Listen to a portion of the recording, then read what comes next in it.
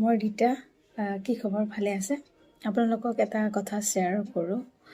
আপোনালোকে জানে মই access bars facilitator, tarot' card reader, angel healer, 7 chakra healing কৰোঁ। মই মানুহক প্ৰভাইড কৰোঁ মেডিটেশ্যন।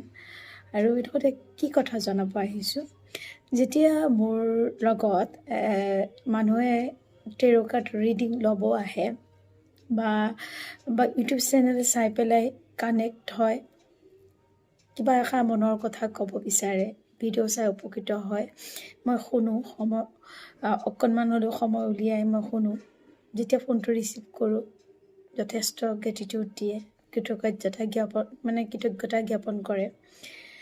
আৰু তেওঁলোকৰ লগত তেনেকেই এনাৰ্জিটো কানেক্ট হৈ যায়। আৰু এটা যেতিয়া টেৰ' কাৰ্ড ৰিডিং লৈ পেলাইও যেতিয়া মোৰ লগত কানেক্ট হয়, বহু ব্যস্ত থাকোঁ দিনটো। বহুত দিনৰ মূৰতো সেই ব্যক্তিগৰাকী যদি কিবা হেল্পৰ প্ৰয়োজন হয় বা কিবা অশান্তিত ভুগি থাকে, কেনেকৈ গম পাই যাওঁ মই নাজানো। আনন'য়িংলি মই কল কৰি দিওঁ আৰু সেই পিনৰ পৰা ৰিচিভ কৰি সদায় মই এটা শব্দ শুনিব পাওঁ, বাইদেউ আপোনালোক বহুত মনত পৰি আছিল, কল এটা কৰিম বুলি ভাবিও কৰিবলৈ আপুনি কিজানি বেয়া পায়, সেইকাৰণে কৰা নাই।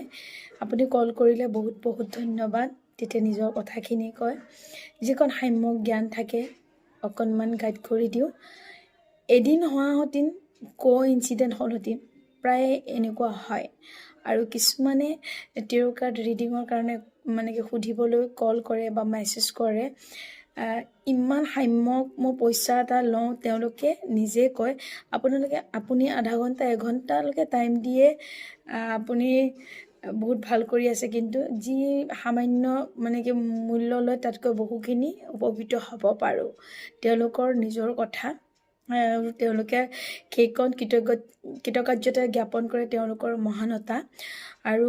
আৰু কিছুমানে যদি তেনেকৈ সুধি পেলাইও যদি কিবা কাৰণত সেই সাম্যক মাননিটো দিবও নোৱাৰে, কাটচিত মই গম পালে বহুত দিনৰ মূৰতো মই নিজে ফোন কৰোঁ।